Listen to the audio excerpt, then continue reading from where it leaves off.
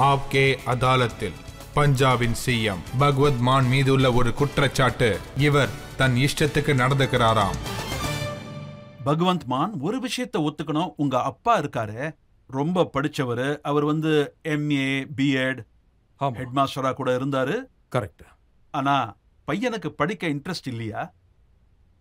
அது டீச்சரோட பையன்னா அவன் படிச்சுதான் ஆகணும், அதான் உண்மை. ஏன்னா அதே ஸ்கூல்ல தானே அவர் ஹெட் மாஸ்டரு.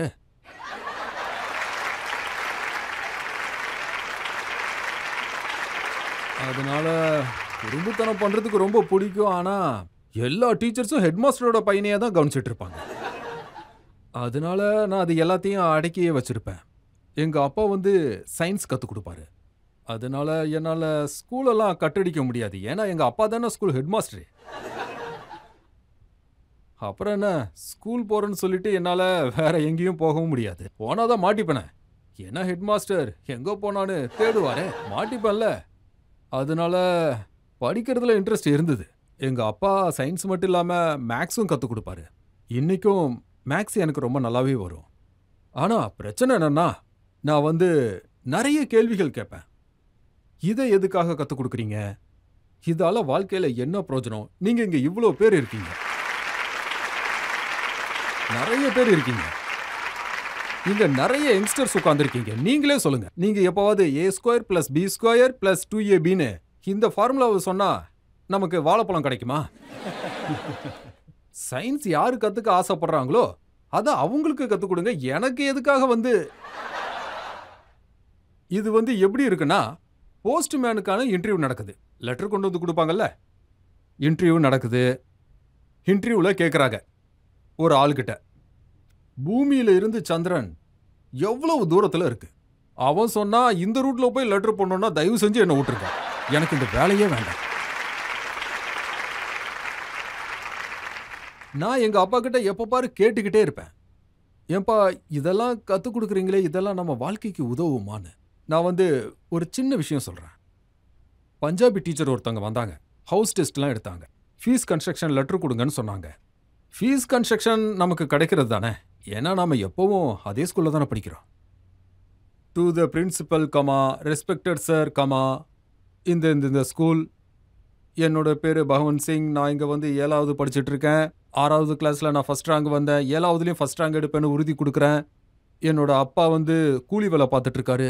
அவருக்கு சம்பளம் ரொம்பவும் குறைவு. நாங்கள் வீட்டில் 5 பேர் இருக்கோம். வாழ்றதுக்கே ரொம்ப கஷ்டப்பட்டுட்டு இருக்கோம். அதனால என்னால் இந்த ஃபீஸை கட்ட முடியாத சூழ்நிலை இருக்கு. ஸோ நீங்கள் என்கிட்ட ஃபீஸ் வாங்கக்கூடாது. உங்களுக்கு கோடான கோடி நன்றி. அப்புறம் என்னோட பேர், ரோல் நம்பர், அது இது. எனக்கு மார்க்கும் போட்டுட்டாங்க 9.5 10க்கு. வெரி வெரி குட்னு வேற எழுதிட்டாங்க. ஆனால் எனக்கு வருத்தமாக இருந்துச்சு. எங்கள் அப்பாவை பார்த்தீங்கன்னா ஒரு சைக்கிளில் வீட்டுக்கு போவார். ஸ்கூல்ல இருந்து வீட்டுக்கும் ஸ்கூலுக்கும் ஒரு 3 கிலோமீட்டர் தூரம் இருக்கும். போகும்போது நான் அப்பா கிட்ட சொன்னேன், என்னப்பா இது, நீங்க எதுக்காக பாடம்லாம் எடுக்கிறீங்க? அவரு சொன்னாரு, நீங்க புத்திசாலியா இருக்கணும், எல்லாத்தையும் கத்துக்கணும், நீங்க உலகத்தை பத்தி தெரிஞ்சுக்கணும், எது உண்மை எது பொய்யுங்கிறத தெரிஞ்சுக்கணும். சரி அப்பா, நான் ஒன்று சொல்றேன், நீங்க எங்களுக்கு பொய்யா கற்றுக் கொடுக்குறீங்க. எப்போ என்னாரு? நான் அப்போ உடனே அந்த அப்ளிகேஷனை எடுத்து கையில கொடுத்தேன். அவரு படிச்சு பார்த்துட்டு, சூப்பரா எழுதிருக்கியே அப்படின்னாரு. பிரமாதம், 9.5 மார்க் வாங்கியிருக்கீங்க. 10க்கு 9.5 மார்க் வாங்கியிருக்கேன். இது பெரிய விஷயம். நான் சொன்னேன், என்னப்பா நீங்க அநியாயம் பண்ணாதீங்க, நம்பரை பார்க்காதீங்க. இதுல முதல் விஷயம் என்னன்னா, இந்த அப்ளிகேஷனை எழுதினதே உங்களுக்காக தான். Respected principal sir. அதுலயும் எங்க அப்பா கூலி தொழிலாளின்னு வேற எழுதியிருக்கேன்.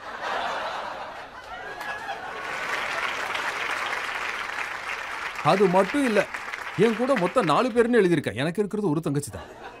அப்ப மத்தவங்கலாம் யாரு? அதுக்கு எங்க அப்பா என்கிட்ட சொல்றாரு, நீ உன்னை ஏழையா தான் காட்டிக்கணும், அப்பதான் ஃபீஸ் கன்ஸ்ட்ரக்ஷன் உனக்கு கிடைக்கும்.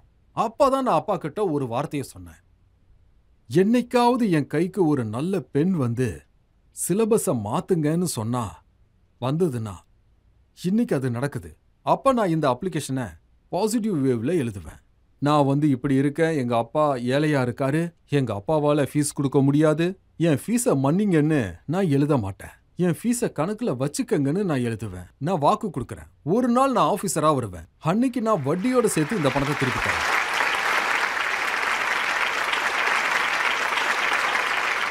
சார், நான் என்ன கேள்விப்பட்டேன்னா, ஸ்கூல்ல கிளாஸ்ல ஒரு ஓரமா உட்காந்து டீச்சர் அப்படியே மிமிக்ரி பண்ணுவீங்களாம், அவர் குரல் அப்படியே எடுப்பீங்களாம். இங்க பாருங்க, எவ்வளவு ஆர்டிஸ்ட் இருக்காங்களோ எல்லாரும் குடும்பத்தோட ஆசீர்வாதத்தால உருவாகுறாங்க. எல்லா பேரண்ட்ஸுமே ஒரே மாதிரி தான். நீ என்னப்பா ஆக போற? அத பேரண்ட்ஸே சொல்லிடுவாங்க, டாக்டரா தான் ஆவான். எல்லாருமே டாக்டர் ஆயிட்டா அப்புறம் யாரு தான் பேஷண்டா இருக்கிறது? பைலட்டா தான் ஆவான். அப்போ எல்லாரும் பைலட் ஆயிட்டா யாரு பேசஞ்சர் ஆகிறது? நீ என்ன ஆக போறன்னு பசங்களை கேளுங்க. நான் சைலண்டா கிளம்பி போயிடுவேன். ஸ்டேஜ்ல +1 இன்டர் காலேஜ் காம்படிஷன்லலாம் நான் பார்ட்டிசிபேட் பண்ணுவேன். அப்போ என்னோட அப்பாவுக்கு இது தெரிஞ்சிருச்சு. அப்புறம் என்ன, இந்தியாவில் எல்லா பசங்களுக்கும் நடக்கிறது தான். உங்களுக்கு தெரிஞ்சிருக்குமே, அடி உத இல்லையா? அடி உத கையால இல்ல, காலால. நான் என்ன பண்றது, நிப்பாட்டிட்டேன். அப்பா வேண்டான்னு சொன்னாரு, நானும் விட்டுட்டேன். ஸ்டேஜுக்கே போகல. ஆனா திருட்டுத்தனம் பண்ணிட்டே போவேன். வெளியெல்லாம் தெரியாது. அப்போ ஒரு சம்பவம் ஒன்று நடந்தது. அது நடந்தது இன்னமும் எனக்கு ஞாபகம் இருக்கு. இப்போ நினச்சா கூட எனக்கு அழுக வரும். நான் ஃபஸ்ட்டு வந்ததுனால எனக்கு ஒரு ட்ராஃபி கொடுத்தாங்க கவிதை போட்டியில். நான் ஃபஸ்ட்டு வந்தேன். காலேஜில் ஒரு பெரிய ட்ராஃபியாக எனக்கு கொடுத்தாங்க. பஸ்ஸில் நான் வந்துட்டு இருந்தேன். இப்போ மனசில் ஒரு விஷயம் ஓடுது. இந்த ட்ராஃபியோட நான் வீட்டுக்குள்ளே போனேன்னா அப்பாவுக்கு கண்டிப்பாக தெரிஞ்சிடும். ஆரம்பிச்சிட்டியான்னு கத்துவார். ட்ராஃபியோட வீட்டுக்கும் போக முடியாது. ட்ராஃபியை விட்டுட்டு போகவும் எனக்கு மனசு இல்லை. அப்போ என் கூட ஒரு பேசஞ்சர் இருந்தார். அவர் சொன்னார், ட்ராஃபி நல்லா இருக்கே, இங்கே பாருங்க, உங்களுக்கு பிடிச்சிருந்ததுன்னா சந்தோஷம், இந்த நீயே வச்சுக்க. அந்த ட்ராஃபியை அவங்ககிட்டயே கொடுத்துட்டேன். இந்த மாதிரி நிறைய ட்ராஃபிஸ்ங்க இருக்கு. நான் மற்றவங்களுக்காக கொடுத்துட்டேன்.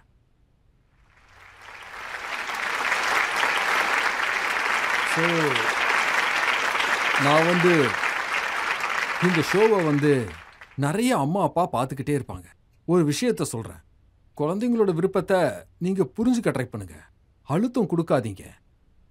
இப்பெல்லாம் நீங்கள் கவனிங்க, நிறைய ப்ரொஃபஷனல் இருக்கு. போகட்டும், விடுங்க. அவங்களுக்குன்னு ஒரு புரோட்டோகாலை உருவாக்காதீங்க. அவங்களுக்கு வானத்தை காட்டுங்க, ரெக்கைகளை கொடுங்க, அவனை பறக்க விடுங்க. ரூட் போட்டு கொடுக்காதீங்க. அவன் பறக்கட்டும், அவன் பறப்பான். இந்த ரன்வே இருக்க, அது ஃப்ளைட்டை பறக்க விடாது. ரன்வே சந்தர்ப்பத்தை கொடுக்குது. அதுக்கப்புறம் எல்லாமே ஃப்ளைட்டோட இன்ஜினை டிபெண்ட் பண்ணுது. அது 20 நிமிஷத்துல சண்டிகரில் போய் இறங்கணுமா இல்ல சான் பிரான்சிஸ்கோல இறங்கணுமான்னு முடிவு பண்ணிக்கோ. அதெல்லாம் இன்ஜின் பார்த்துக்கும். ஆனால் ஃப்ளைட்டுக்கு ரன்வே மிக மிக அவசியம். ரன்வேவா இருக்கிறது பேரண்ட்ஸ், டீச்சர், இதோ இவங்க எல்லாருமே ஃப்ளைட்டு தான். இவங்கெல்லாம் பறக்கலாம். ஒரு நல்ல ரன்வே வேணும். உங்களுக்கு ரன்வே கிடைச்சது, உங்க ஃப்ளைட் பறந்தது. அப்ப நீங்க உண்மையிலேயே டேக் ஆஃப் ஆயாச்சுன்னு உங்க அப்பாவுக்கு தெரிஞ்சதா? இதுவும் உண்மைதான். அதுக்கப்புறம் அம்மா அப்பா இன்டர்வியூ கொடுப்பாங்க. என் பையனை பத்தி பிறக்கும் போதே எனக்கு தெரிஞ்சிருச்சு. பயங்கர டேலண்ட். நான் பையனை சுதந்திரமா போயிட்டு வாடா அப்படின்னு சொல்லி நானே அனுப்பிச்சு வச்சேன். யாரும் அப்படி பண்றது கிடையாது, பொய் சொல்லக்கூடாது. கரெக்ட் தானே? அடி அடின்னு அடிப்பாங்க. இதுல இன்னொரு சம்பவமும் நடந்தது. அதாவது பட்டியாலாவில், நாங்கள் பட்டியாலாவில் தான் இருந்தோம். அங்கே கவர்மெண்ட் ஸ்கூல் இருக்கும் இல்லையா, பிரின்சிபல் பேரில் தான் எல்லா லெட்டருமே வரும். காக்கி கலரில் கவர்மெண்ட் லெட்டர் வந்தது. கவர்மெண்ட் ஆஃப் இந்தியானா அது மேலே ஸ்டாம்ப் இருக்கும். அதில் எழுதி வச்சுருந்தாங்க, எங்கள் அப்பா பேர் மகேந்திர சிங். அதில் எழுதியிருந்தது, மகேந்திர சிங், ஃபாதர் ஆஃப் பகவந்த் மான், government head master, government middle school. நான் லெட்டரை எடுத்துட்டு அப்பா கிட்ட காட்டினேன். நான் போய் சொன்னேன், அப்பா, மாஸ்டர் சார், சன் ஆஃப் பரவாயில்ல, ஃபாதர் ஆஃப்னு எதுக்காக இதில் போட்டிருக்கு? அதுவும் கவர்மெண்ட் லெட்டர்ல.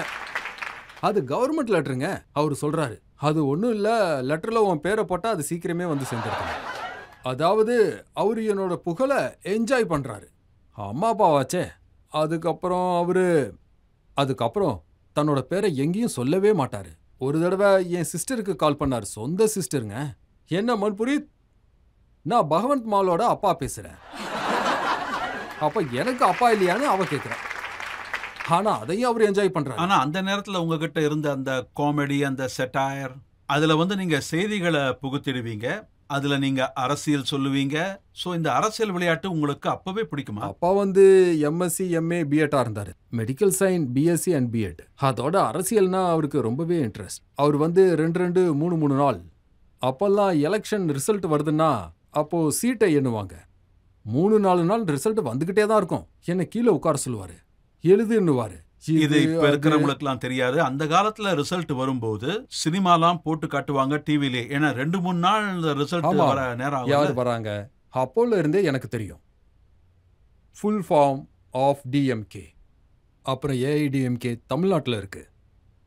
எனக்கு தெரிஞ்சு நான் ஒரு விஷயம் சொல்லட்டுமா, 80% பார்லிமெண்ட்ல இருக்காங்களே அவங்களுக்கு கூட ஃபுல் ஃபார்ம் தெரியாது. Dravida Munnetra Kazhagam, all India Dravida Munnetra Kazhagam. எங்க அப்பா கிட்ட இருந்து கத்துக்கிட்டேன். அப்புறம் அவர் ஸ்போர்ட்ஸ்னாலும் ரொம்ப பிடிக்கும். ஹாக்கி மேட்ச்லாம் பார்ப்பாரு. நானும் ஹாக்கியை ரசிச்சேன், ஸ்போர்ட்ஸ்லாம் பார்ப்பேன். ஸ்போர்ட்ஸுக்காக என்ன வேணாலும் அப்போ தூர்தர்ஷன் மட்டும்தான் இருந்தது. அப்ப 4 grand ஸ்லாம்பும், French open, Wimbledon, Australian open and US open அதிகம் தூர்தர்ஷன்ல தான் காட்டுவாங்க. அப்ப இருந்தது மார்டினா நவ்ராத்திலோவா, ஜான் மெக்காண்ட்ரோ. உங்களை மாதிரியே சண்டை போடுவான். எப்ப பாரு சண்டை.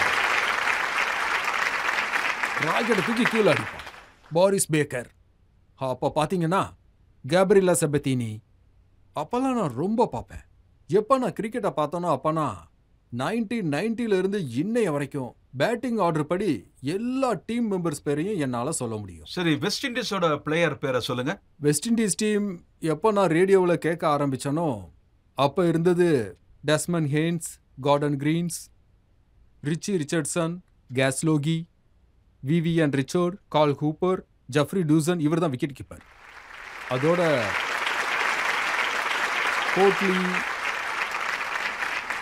Kotli Ambrose and மெல்கோ martial, Patrick மேட்ரிஷியன். ரொம்ப கரெக்டா பெர்ஃபெக்ட்டா சொன்னீங்க. நானும் அப்போல இருந்தே கிரிக்கெட்டை ஃபாலோ பண்றேன். எல்லார் பேரையும் நீங்க கரெக்டா சொன்னீங்க. ஆர்டரும் கரெக்டா இருந்தது. ஸ்போர்ட்ஸ்னா ரொம்ப பிடிக்கும். இன்னைக்கும் ஸ்போர்ட்ஸோட பெரிய ஃபேன் தான். ஸ்போர்ட்ஸுக்காக பஞ்சாப் கவர்மெண்ட்ல இருந்து என்னெல்லாம் பண்ணணுமோ அதை நாங்க இப்பவும் பண்றோம். அது மட்டும் இல்லாம ஹாக்கில பாத்தீங்கன்னா இப்பவும் 7 பேர் இல்ல 8 பேர் பஞ்சாப்ல இருந்து நேஷனல் டீம்ல இருக்காங்க. ஹாக்கி டீமை பத்தி பெருசா சொல்ல தேவையில்ல. சரி, இந்த விளையாட்டை கவனிச்சு அரசியல் விளையாட்டுக்குள்ள எப்படி நுழைஞ்சீங்க? அப்போ வந்து லாஃப்டர் சேலஞ்ச் வந்துருச்சு. அப்போ நான் வந்து பாலிவுட்ல மூவிஸும் பண்ண ஆரம்பிச்சிட்டேன். அப்போ பார்த்தீங்கன்னா நான் வந்து தர்வேந்திர சார், சன்னி தியோல், அப்புறம் பாபி தியோல், கேட்ரினா கைஃப் இருந்தாங்க. என்னோட கரியர் இப்படி தான் ஆரம்பிச்சது பாலிவுட்ல. ஆனால் திடீர்னு 2011ல் மன்பீத் பாதல் இருந்தார் இல்லையா, அவர் அப்போ வந்து ஃபைனான்ஸ் மினிஸ்டராக இருந்தார். பாதல், பிரகாஷ் சிங் பாதலோட நெஃப்யூ. அவர் வந்து தனியாக வந்து ரிசைன் பண்ணி ஒரு புது பார்ட்டியை உருவாக்க அவர் டிசைட் பண்ணார். அவர் என்ன சொன்னார்னா, யாருக்கெல்லாம் பஞ்சாபுக்காக மனசுல ஒரு வலி இருக்கோ அவங்க என் கூட வாங்க. அப்போ முதல் மனிதனா நான் அங்க போனேன். அதாவது கட்ரினா கைஃபை விட்டுட்டு மந்திரி கிட்ட வந்துட்டீங்க.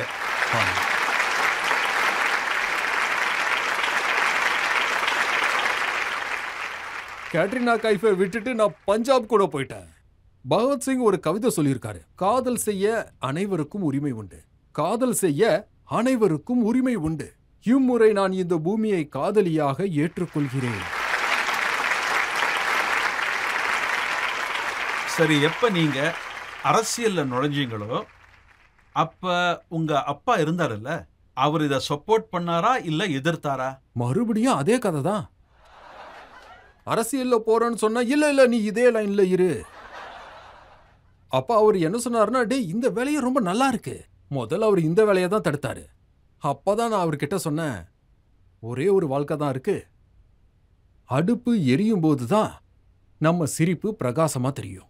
அப்புறம் ஏன் எதிர, அதாவது என் கண்ணுக்கு முன்னாடி பஞ்சாப் விவசாயி தற்கொலை பண்ணிக்கிறான். என் கண்ணு முன்னாடியே ட்ரக்ஸை நோக்கி இளைஞர்கள் போறாங்க. என் கண்ணுக்கு முன்னாடி நிறைய ப்ராப்ளம்ஸ். ஆனா நான் இப்ப சீரீஸ் அப்புறம் ஷோஸ்லாம் பண்ணிட்டு இங்க இருந்து போயிட்டானா அது நல்லாவா இருக்கு? ஏதாவது வித்தியாசமா பண்ணணும்ல. அப்ப எனக்கு தோணுச்சு, அரசியல்ல இருந்து திருத்த முடியும்னா அரசியல்ல நுழைஞ்சு பார்க்கலாம். என் முகத்தை யாரு ஃபேமஸ் ஆக்குனாங்க? பஞ்சாப்காரங்க. என் குரலை யாரு ஃபேமஸ் ஆக்குனாங்க? பஞ்சாப்காரங்க. அதனால என்